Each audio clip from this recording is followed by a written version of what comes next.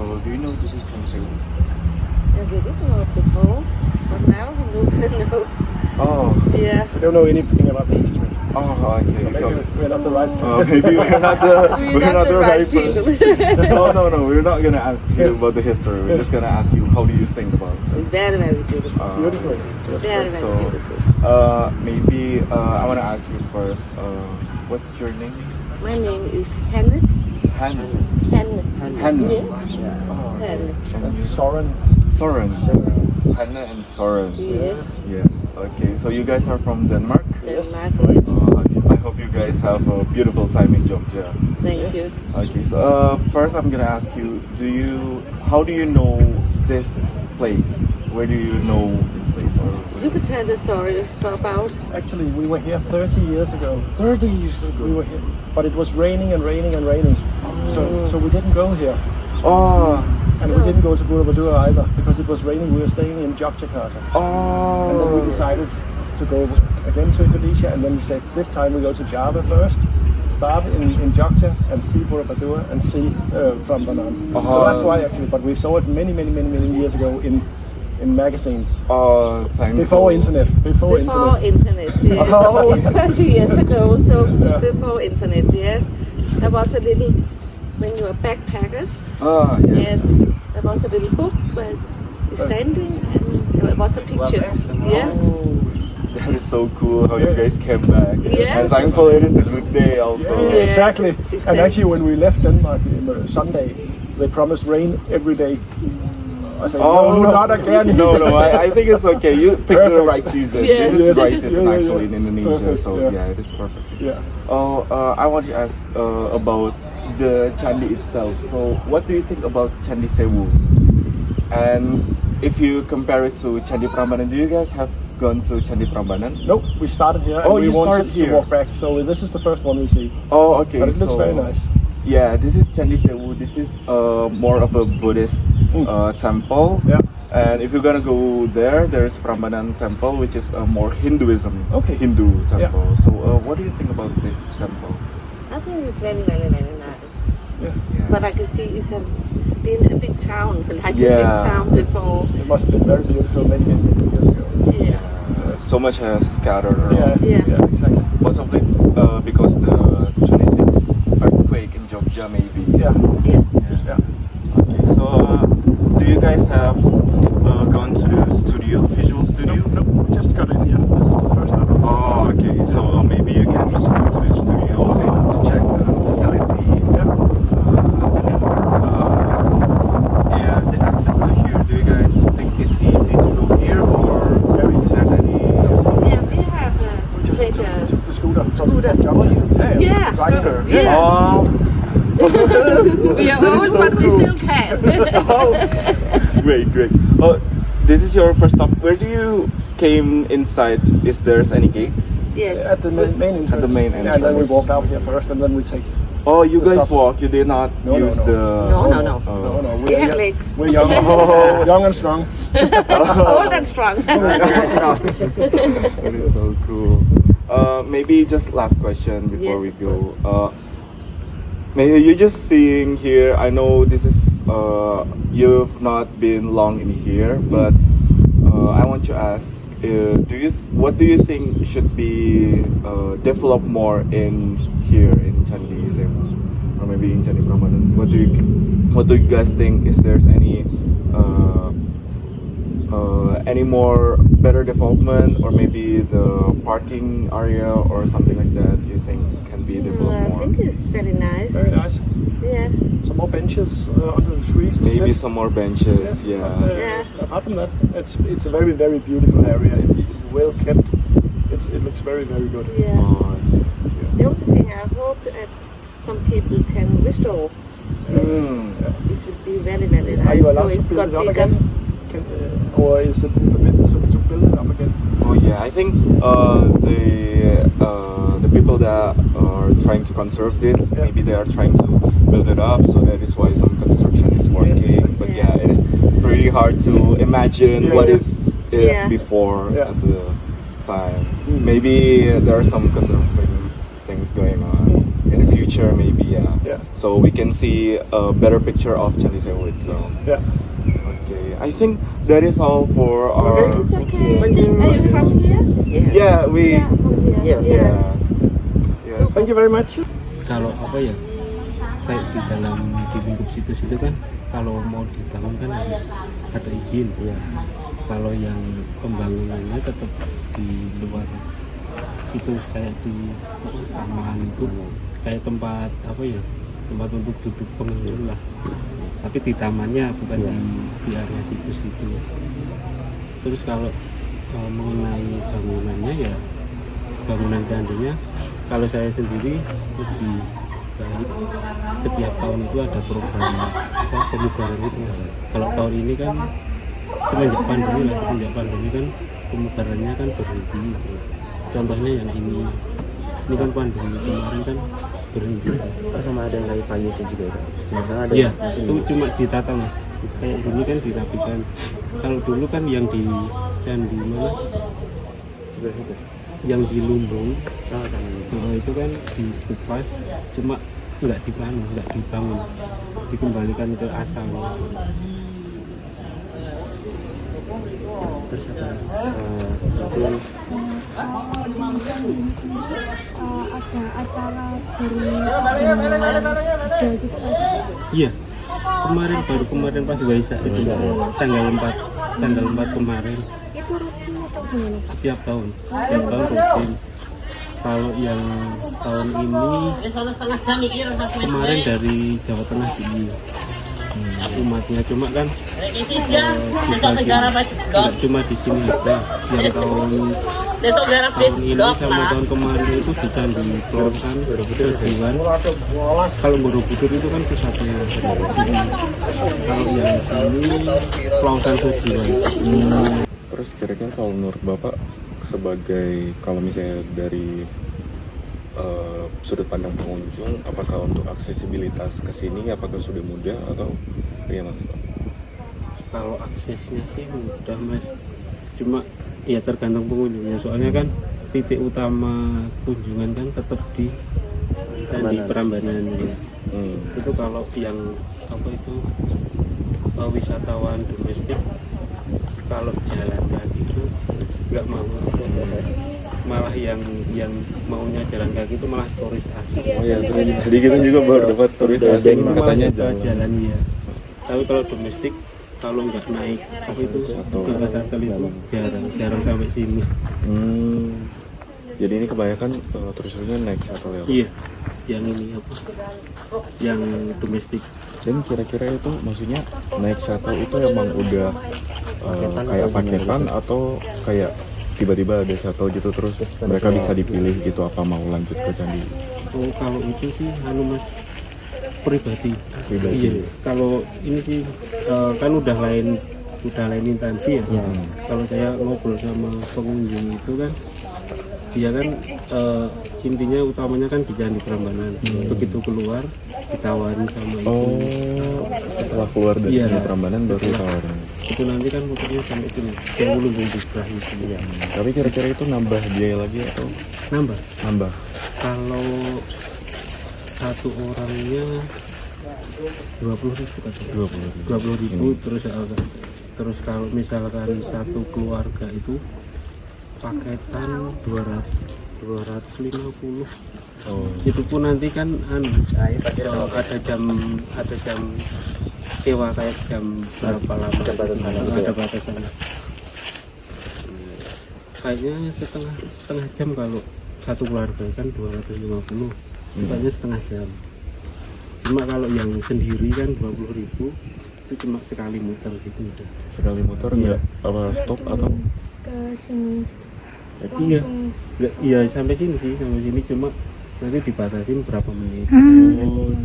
Kalau yang shuttle itu kayaknya turun sini 10 menit maksimal 10 menit terus dia pergi gitu. Oh jadi kira-kira kalau untuk yang shuttle itu yang ngelola itu dari pihak mana ya Pak? Atau dari luar? Dari luar. Iya. Itu kerjasama dari, kalau PT-nya nggak tahu sih. Oh tapi itu ada kerjasama Iya, ya? kerjasama sama TBC. TBC itu kan udah udah lain sama kita kan udah lain. Iya, Udah lain perusahaan. Udah lain instansi. instansi. Iya, Jadi kebanyakan kalau yang datang yang bisa lama di sini itu yang jalan kaki. jalan aja. kaki. Iya. Jadi kalau misalnya kan ada studio pemugaran ya kalau nggak salah Iya. di situ, itu nggak ditawarin gitu mereka biasanya. Kalau Ditawarin wisata, Mas, kalau ditawarin. kalau setiap hari kan dari karyawan Purbakala sini kan ada yang jaga. Mm-mm. Itu nanti ditawarin ya ada yang masuk ke sana, ada yang enggak gitu. Itu yang jaga dari teman-teman kita malah dari Purbakala. Itu Oh, kan sebenarnya yang kalau dulu ceritanya yang bikin kan dari PVC. mm-mm. Cuma pemugarannya ya ini minggu Dari- candi gitu ya. Berarti ini ya Pak, kalau Candi Sewu ini nggak ada Prambanan, otomatis sepi ya? Mungkin Oh, sepi ya. ya? Iya. Sepi, tapi kalau misalkan ini terletak di pinggir jalan mungkin Mungkin.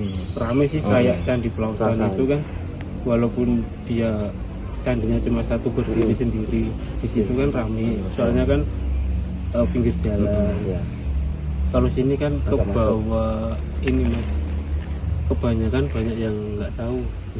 Kalau saya kan pernah ketemu sama pengunjung ngobrol gitu, wah ternyata di sini masih ada candi loh. Pikirannya candinya cuma Prambanan aja, nggak sampai sini. Jarang sih yang ya ada, cuma ada beberapa yang tahunya candi cuma Prambanan aja. Kalau Candi Sewu Lumbung Kubra itu jarang. Kira-kira kalau menurut Bapak Candi Sewu ini ada dampak ekonomi nggak dengan masyarakat? Mungkin berarti kayak paling tadi yang penjual tadi kan ada bapaknya. Iya. Terus yang membawa shuttle paling ya Pak.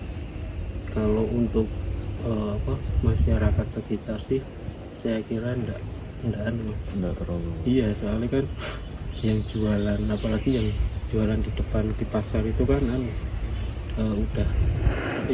udah tahunan di situ, mungkin karyawan TVC, terus dia nyambi kerja gitu, yang dijualan. Kalau warga sekitar nggak ada ini sih, nggak ada dampaknya. Baik. Ya, Itu aja Pak. Oh iya. Makasih banyak Bapak. Iya. Baik, sebelumnya kita bicara dengan Bapak siapa? Pak Ardiman. Jadi Pak Ardiman ini jualan ya di jadi jualannya bagaimana? Nah, jualannya itu kalau boleh tahu bisa jualan di dalam itu karena bisa dapat izin dari mana Pak? Atau? Kalau izin sih ya yang jelas sendiri ya. Saya hampir 25 tahun di sini. Waktu itu memang sebenarnya nggak boleh, cuma ditutupin aja nih pimpinan kita yang bikin lokasi aman dan bersih.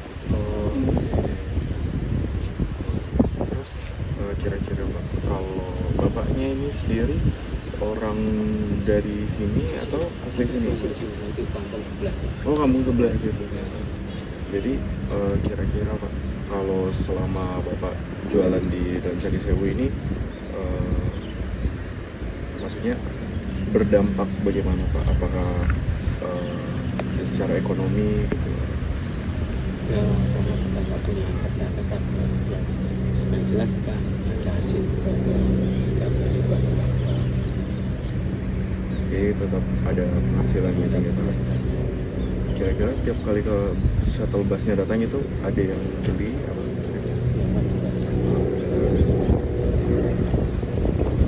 Terus kira-kira kalau menurut Bapak nih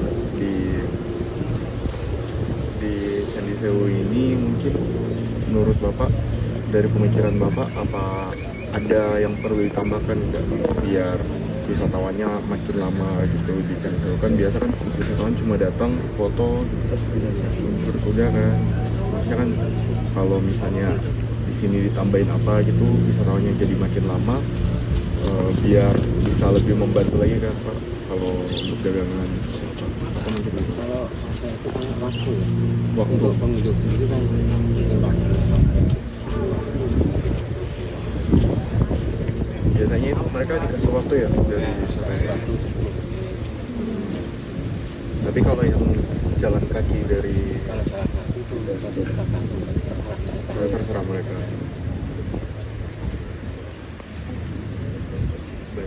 Doain ya Pak. Terima kasih. Ya, sukses Pak. Kalau boleh tahu kan ini Candi Sewu kan untuk wilayah pengelolaannya itu kan di bawah Taman Wisata Candi Prambanan gitu. Itu yang harus dijelaskan, yaitu wilayah pengelolaan dalam hal ini pengelolaan untuk wisata. Jadi di Candi Sewu sendiri ada dua pengelolaan, pengelolaan untuk wisata dan pengelolaan untuk pelindungan, perawatan dan lain sebagainya. Kaitannya dengan fisik bangunan itu, kalau pertamanan itu oleh PT Taman Wisata Candi Prambanan Borobudur dan Ratu Boko, sementara untuk pelindungan itu oleh Balai Pelestarian Kebudayaan Wilayah 10. Jadi seperti itu. Jadi nanti kalau untuk wisata dan pertamanan itu oleh PT Taman Wisata. Kira-kira nih Pak, karena letaknya yang juga berdekatan dengan Candi Prambanan, apakah Candi Sewu ini ada keterkaitannya dengan candi-candi yang berada di dekatnya? Ya, sangat terkait. Di sini kemudian Candi Kompleks Siwa yang berada di sebelah selatan itu memiliki sifat agama Hindu, dibangun oleh Rakai Pikatan dan diteruskan oleh Rakai Pananggaran. Sementara Candi Sewu beda ya, Siwa sama Sewu ya. Kompleks Sewu itu yang berada di sebelah utara dibangun oleh pada masa Rakai Pananggaran, dipersembahkan untuk istrinya yang beragama Buddha. Jadi itu masih dalam satu keluarga. Ceritanya keterkaitannya sangat erat seperti itu. Jadi keterkaitannya dengan candi-candi Ya. yang dekatnya itu Ya. karena dibangun oleh Satu masa, satu keluarga, ya, satu dinasti. Bukan satu keluarga tapi satu dinasti. Iya. Ya. Kira-kira Pak, kalau memperkirakan zaman dahulunya itu, apakah Candi Sewu ini memiliki signifikansi secara sejarah atau terhadap masyarakat di sekitarnya? Sangat penting karena memang namanya juga persembahan untuk istri raja. Raja sendiri dipersonakan, dianggap sebagai perwujudan dewa yang disembah. Sementara istri raja itu sama dengan istri dewa. Jadi posisi Candi Sewu itu memang sangat-sangat penting dan sangat vital, karena kemudian yang didewakan di situ adalah Dewi Tara. Dewi Tara itu salah satu pantheon agama Buddha yang mempunyai posisi kedudukan yang sangat tinggi. Nah, kemudian secara teologi, secara kajian agama.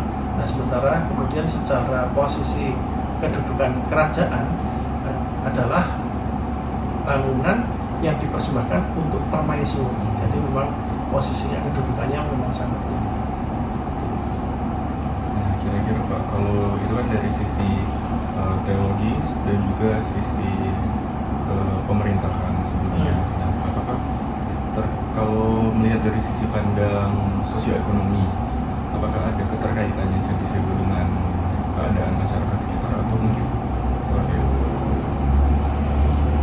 Sepengetahuan saya bahwa sebuah bangunan suci itu didirikan atas perintah raja. Raja adalah perwujudan dewa. Semua perintah raja itu adalah titah, jadi harus dilaksanakan. Bagaimana kemudian masyarakat itu mempersembahkan, tidak lagi kemudian tidak hanya dibayar. Memang ada, kalau di catatan sejarah, sebuah bangunan suci itu dibuat dengan mulai dari pesuruh sampai insinyurnya itu dibayar, itu ada. Tetapi dalam kaitannya dengan Candi Sewu, kita belum menemukan catatan bahwa bangunan tersebut adalah bangunan yang didirikan dengan berbayar. Maksudnya berbayar itu para tukang-tukangnya, para kuli-kulinya itu dibayar. Nah, pada waktu itu semua itu mempersembahkan. Jadi di sini strata sosioekonominya, masyarakat itu kemudian mempersembahkan kepada dewa yang dipujanya. Mungkin selanjutnya kalau untuk di Candi Sewu kan kalau di dilihat dari sisi wisata banyak yang mengunjungi dan segala macamnya. Nah kira-kira kalau dari pihak Balai Pelestarian Kebudayaan ya Pak, wilayah 10 ini kira-kira dalam mewujudkan konservasi dan segala macamnya itu apakah atraksi-atraksi yang dibangun ini, maksudnya Candi Sewu ini apakah dijadikan atraksi apa saja gitu yang ada di Candi Sewu? Bukan cuma candinya saja atau mungkin kalau nggak salah kami melihat ada studio visual. Pastinya, iya. Jadi memang terus kita galakkan, terus kita sosialisasikan bahwa kita berusaha memberikan informasi bahwa kedudukan Candi Sewu itu seharusnya sama dengan di urusan wisata ya, itu seharusnya sama dengan kompleks Candi Siwa. Jadi di satu pagar kompleks Prambanan itu ada 4 gugusan bangunan, kompleks Siwa, Lumbung, Bubrah, kemudian Sewu. Nah, selama ini wisata itu yang paling banyak itu hanya di Candi Kompleks Siwa. Lumbung, Bubrah, dan Sewu itu peminatnya sangat sedikit. Sementara sebenarnya juga kalau di Kompleks Sewu itu atraksinya tidak kalah, karena kalau yang di Kompleks Siwa itu ada museum, ada tempat, ada pertamanan, ada tempat main anak-anak, ada lapangan untuk perkemahan, bumi perkemahan. Nah sementara yang di utara, yang di Kompleks Sewu itu ada bumi perkemahan, ada studio audiovisual, dan juga ada studio pemugaran. Di studio audiovisual dan studio pemugaran kita bisa belajar secara utuh mengenai teori pembangunan kawasan suci masa klasik itu, kawasan Prambanan, sehingga tergambarkan masa klasik Hindu-Buddha di Jawa Tengah dan di India. Bahkan itu relatif awal untuk masyarakat Indonesia, kan seperti itu.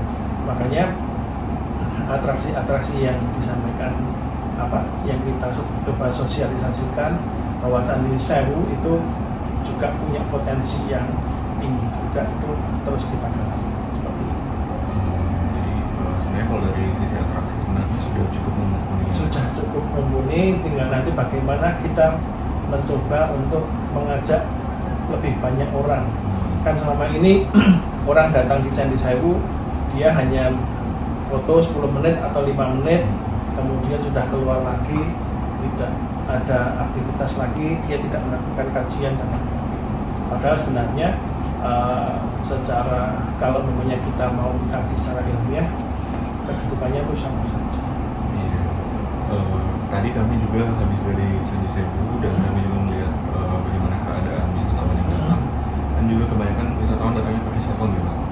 Iya. Dan setelah kami telusuri lebih lanjut, katanya dari berbagai pihak mengatakan bahwa kalau dari shuttle itu kadang-kadang kan itu tambahan biaya dari daerah Candi Siwa, terus nambah biaya untuk keliling, dan akhirnya sampai di Candi Sewu pun itu dibatasi waktunya. Jadi sepertinya pengunjung merasa tidak puas, merasa makanya kemudian ini kalau yang mau saya sampaikan adalah urusannya pimpinan ya, bagaimana pintu masuk itu tidak hanya di Kompleks Siwa untuk di sebelah selatan saja, bagaimana nanti ke depan itu untuk Kompleks Sewu itu juga sama diperlakukan sama. Jadi kalau dari Kompleks Sewu itu sendiri belum ada pintu masuk? Tidak ada, memang tidak ada. Tidak ada. Memang semua dipusatkan di sebelah selatan yang menuju langsung ke Kompleks Siwa.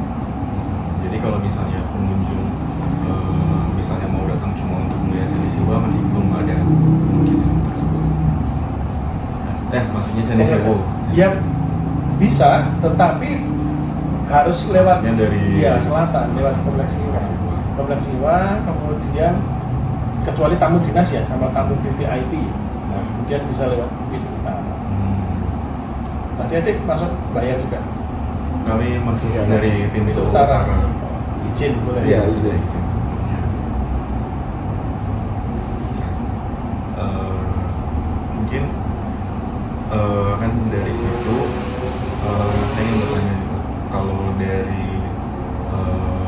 biaya masuknya untuk kompleks candi ini itu kan sekitar 50.000. 50.000. Ya, Dan itu apakah untuk 50.000 sudah dibagikan untuk Ya. alokasi dananya untuk setiap lokasi candi kawasan atau?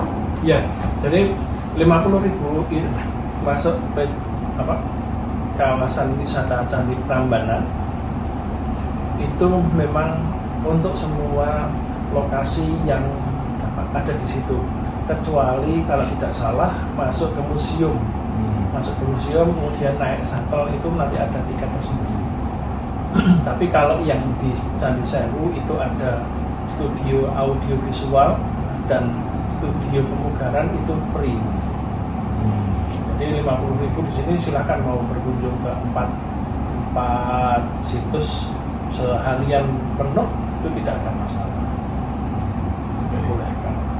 Jadi kalau untuk dari Balai Pelestarian Kebudayaan Wilayah Sukoharjo ini dalam mengelola Candi Sewu, apakah untuk pembiayaannya itu full dari pemerintah atau dari mana? Iya, kalau untuk gimana ya bicaranya ya? Berbicaranya uang 50.000 itu atau masalah anggaran untuk pembangunan, anggaran untuk rehabilitasi? Mungkin lebih ke rehabilitasi. Oh, kalau rehabilitasi kami full APBN. Full APBN. Anggaran belanja anggaran pemerintah belanja negara, anggaran pendapatan dan belanja negara full. Itu nanti kami gunakan untuk rehabilitasi, untuk revitalisasi, untuk konservasi dan lain sebagainya kepada seluruh cagar budaya yang ada di Provinsi DIY dan Jawa Tengah. Sementara kalau kita kemudian berbicara tentang uang 50.000, itu nanti uangnya akan dikelola oleh PT Taman. Sementara kemudian dalam hal ini Direktorat Jenderal Kebudayaan atasan kami itu memperoleh bagi hasil, yang salah satu bagi hasilnya itu nanti akan diturunkan untuk anggaran kepada kami. Gitu. Jadi alurnya PT Taman itu mengelola uang tiketing 50.000, nanti dari 50.000 nanti sudah ada pembagiannya yang Rp10 itu untuk PT Taman sendiri, Rp10 untuk dikembalikan ke candi, Rp10 untuk pengelolaan kantor kami dan lain sebagainya. Itu kita tidak tahu detailnya seperti apa. Sudah ada pembagiannya, sudah ada MOU-nya di tingkat menteri. Pak, selanjutnya terkait dengan dampak ekonomi. Nah, tadi kan kita sudah wawancara di Candi Sewu, itu kita mewawancarai beberapa narasumber, termasuk itu Pak yang pedagang menjual air minum itu. Itu mengatakan bahwa dampak ekonomi yang dirasakan oleh masyarakat sekitar itu kurang terasa gitu Pak. Nah, menurut pandangan Bapak, bagaimana dampak ekonominya dari Candi Sewu?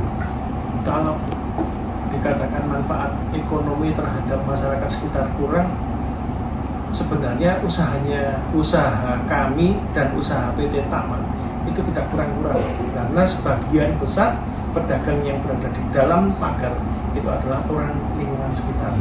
Tapi itu juga perlu dikaji juga.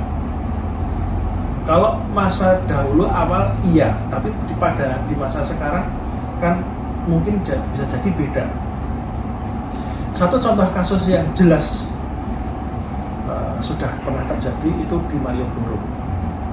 Malioboro pada tahun 90-an, mungkin ada belum lahir ya. Di tahun 90-an itu para penjualnya adalah orang-orang lokal Jogja.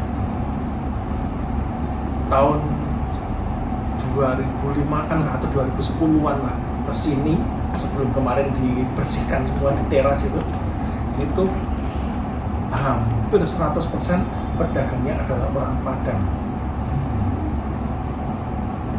Nah, pergeseran itu kapan terjadinya kita tidak tahu, karena kita tidak pernah melakukan kajian, tidak pernah melakukan survei. Nah, hal itu mungkin juga terjadi di kompleks wisata Taman Candi Prambanan, karena potensi ekonominya yang sangat tinggi, kemudian kekuatan ekonomi juga yang banyak sekali faktor yang berpengaruh pada satu aktivitas dagang berkaitan dengan tempat tujuan wisata. Itu monggo nanti dikaji lagi karena ada yang wisata ya. Nah itu sementara yang rumah kiri kan rumah di sebelah timurnya komplek, kemudian sebelah baratnya desa, kemudian sebelah utaranya desa, itu kan sebenarnya kalau bahasa Jawanya alian. Jadi dahulu mungkin mereka adalah penghuni di dalam pagar itu, kemudian dialihkan, digusur dengan diberikan ganti untung.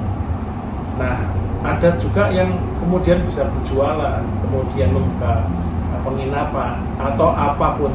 Karena dulu memang di dalam pagar itu hampir seluruh faktor aktivitas ekonomi itu ada, mulai dari terminal, pasar, orang dagang, kemudian bahkan lokalisasi pun ada. Di mana lokalisasi pelacuran itu dulu juga ada. Jadi yang positif dan negatif di lingkungan candi itu ada di dalam dan berdekatan. Kemudian setelah itu dikeluarkan semua. Nah itu kemudian sekarang aktivitasnya berada di luar. Kira-kira itu dikeluarkan. Saya harus mencari data dulu. Saya lupa sejarahnya.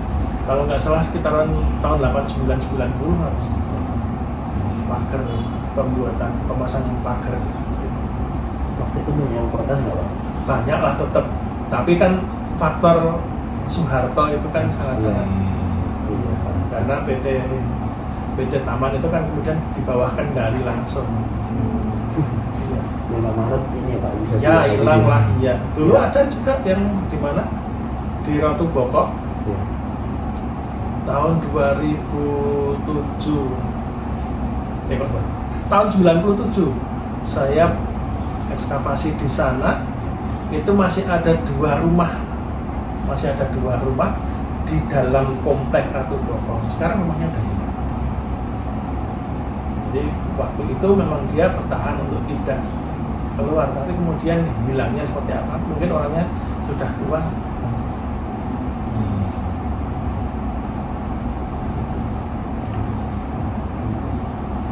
Kalau untuk sekarang kan katanya pemugarannya itu sempat diberhentikan ya. Karena tidak punya uang. Pemugaran pada masa pandemi tetap jalan, tapi pemugaran pada tahun ini belum dilaksanakan karena memang tadi sudah saya sampaikan per 1 November itu kami berubah restrukturisasi organisasi. Kemarin kami wilayah kerjanya hanya Jawa Tengah. Kemudian pada 1 November kami wilayah kerjanya digabungkan DIY dan Jateng. Nah itu berdampak pada anggaran yang tertunda. Sampai hari ini kami belum punya anggaran sama sekali. Jadi tahun ini kami belum beraktivitas.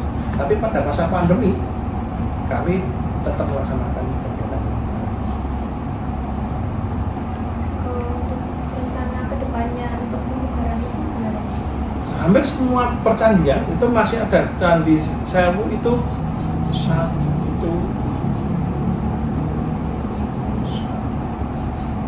kalau nggak salah satu candi perwara. Satu candi perwara, kemudian ada beberapa kajian di Kompleks Sewu. Di Lumbung juga ada ekskavasi. Kemudian di luarnya itu ada Candi Gana juga ada ekskavasi. Kemudian di mana lagi ada aktivitas tetap ada. Jadi kalau kami kan yang Candi Induk itu sudah selesai. Kalau tidak salah tahun 92 itu diresmikan. Kemudian setelah itu kami mulai membina atau merehabilitasi candi-candi perwara sama candi Akit. Itu sampai hari ini progresnya ya insya Allah per tahun minimal 1 lah. Kemudian nih Pak, kalau misalkan sudah ada dana terkait dengan 4A-nya kayak akses kayak amenitasnya itu apa yang mau dikembangkan dari Candi Sewu? Kayaknya fasilitasnya juga. Kalau tentang fasilitasnya itu sebenarnya banyak ya di sana itu. Fasilitas wisata itu mulai dari informasi, bagaimana kami menyampaikan informasi ke masyarakat, dan kami melakukan update bahwa Candi Kompleks Sewu itu dahulu yang terbangun hanya Candi Induk, tapi kemudian pada tahun berikutnya sudah ada 3 perwara, tahun berikutnya sudah ada tambah 1 perwara, tahun berikutnya kita terus update informasi. Kemudian selain itu dengan adanya studio pemugaran itu kemudian kita mensosialisasikan, kita menyampaikan informasi ke masyarakat bagaimana teknik pembangunan atau teknik rehabilitasi sebuah bangunan candi. Kemudian itu sebenarnya berkaitan dengan perjalanan sejarah bagaimana kami terus-menerus menyampaikan informasi dan keterbukaan informasi juga kepada masyarakat, itu sebagai bentuk fasilitasi bahwa yang namanya bangunan cagar budaya itu tidak boleh hanya didiamkan saja, tapi seluruh masyarakat harus tahu bahwa ini sudah dilakukan pembinaan, bahasanya pembinaan, sudah dilakukan perbaikan atau apa, pembinaan, kalau kami istilahnya pembinaan. Mungkin saya kami waktu masuk ke studio pemugarannya, kami sempat membaca ada tulisan bahwa untuk sampai sekarang kan kira-kira tulisannya bertulis seperti untuk sampai sekarang pemugarannya itu masih belum selesai. Jadi maksudnya masih banyak yang masih perlu dikaji ulang. Nah, Pak, kalau dari pihak Balai Pelestarian sendiri, apakah untuk kedepannya tujuannya untuk pengembangan dan pengelolaan di Candi Sewu ini, apakah memiliki tujuan untuk melakukan pemugaran 100% sehingga keseluruhan candinya itu terbangun kembali atau bagaimana?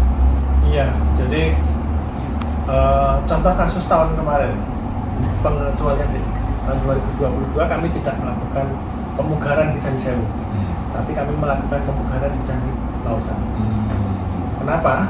Karena kemudian kami memutuskan untuk melakukan kajian lanjut bagaimana potensi kami nanti akan sampai finish itu di tahap seperti apa, kemudian potensinya itu seberapa, kualitas dan kuantitasnya, itu untuk menjawab apakah nanti dari 249 gugus bangunan ini itu nanti bisa terbina semua atau tidak.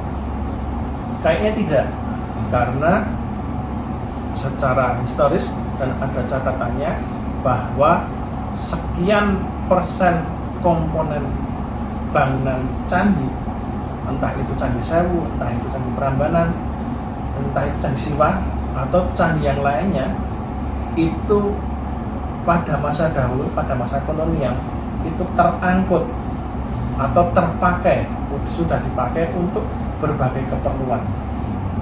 Salah satunya itu adalah ada catatan bagaimana Belanda, pemerintah kolonial Belanda itu membuat pondasi jalan Jogja Solo itu menggunakan batu candi. Salah satunya. Salah duanya ada catatan juga ketika Raja Ceylon, tahu Ceylon, Sri Lanka. Ketika Raja Sri Lanka datang ke Candi Borobudur, itu kemudian diberikan cenderamata sekian gerobak batu berrelief, batu berhias.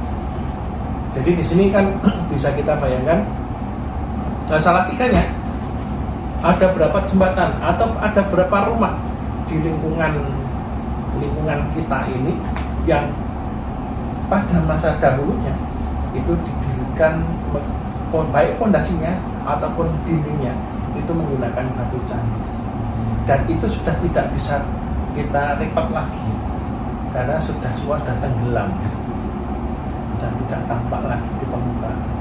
Nah, jadi kan kalau kita kemudian berharap 100% mungkin agak jauh. Jadi memang itu menjadi kontroversi tersendiri ya. Kontroversi tersendiri, tetapi kemudian itu menjadi optimis kita juga karena mungkin pada satu masa nanti adik-adik yang akan menggantikan kami sebagai petugas, karena kan yang namanya pegawai negeri sipil hanya sampai umur 58 ya. Taruhlah masa kerja kita sampai umur 58 itu adalah 30 tahun. 30 tahun taruh saja 30 bangunan. Berarti kan satu generasi pegawai kalaupun bersama-sama nanti akan mengerjakan 30 bangunan. Sementara di sana ada 240. Berarti kan butuh 8 generasi pegawai. Kan kayak gitu. Ringkasnya seperti itu. Itu kalau 240 mampu ketemu semua. Kalau tidak mampu, pengembangannya. Ya, makanya kemudian kami yang masih bekerja saat ini, bagaimana kami harus berpikir keras ke depan. Semoga adik-adik kami itu lebih dimudahkan, maksudnya lebih dimudahkan dengan catatan bahwa kami sekarang mencoba untuk mencari terobosan bagaimana dengan bantuan teknologi, catatan recording pada masa dahulu dan recording pada masa sekarang semua sudah terdigitasi, kemudian semua terrekod dengan baik dan tersusun dengan rapi, sehingga di ke depan penggunanya itu akan mudah memantau.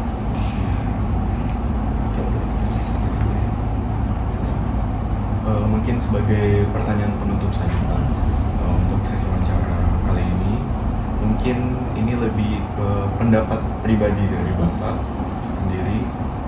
Apakah menurut pendapat pribadi Bapak untuk pengembangan Candi Sewu ini, apakah kemauan Bapak itu lebih suka Candi Sewu ini diarahkan lebih fokus ke konservasinya atau justru fokusnya itu ke arah komersilnya? Bagaimana? Sebagai seorang sebagai seseorang yang terpaksa mengenyam pendidikan arkeologi, terpaksa ya tidak terpaksa cinta, yang kemudian mencintai arkeologi itu, kemudian kalau saya berbicara apa harus memilih komersil atau konservasi, saya akan lebih memilih konservasi. Ya, tapi konservasi yang dikomersilkan kan juga bisa. Maksudnya tidak semua hal itu kemudian bisa dijual secara masif. Tetapi bagaimana sesuatu yang kemarin kurang cantik, kita percantik dulu langsung dengan bersabar. Nah, kemudian kalau kita mau bersabar, esok hari yang datang ke yang sudah cantik ini, kita yakin akan lebih berbondong-bondong kok. Makanya kalau saya lebih memilih konservasi dulu, rehabilitasi dulu, bersabar dulu. Kemudian di saat kita rehabilitasi itu, kita mencari cara terus-terusan mengkaji bagaimana ini bisa dijual lebih masif dan lebih mendatangkan uang. Baik, sekian Pak untuk sesi wawancara kali ini. Terima kasih banyak atas waktunya. Sama-sama. Maaf mengganggu.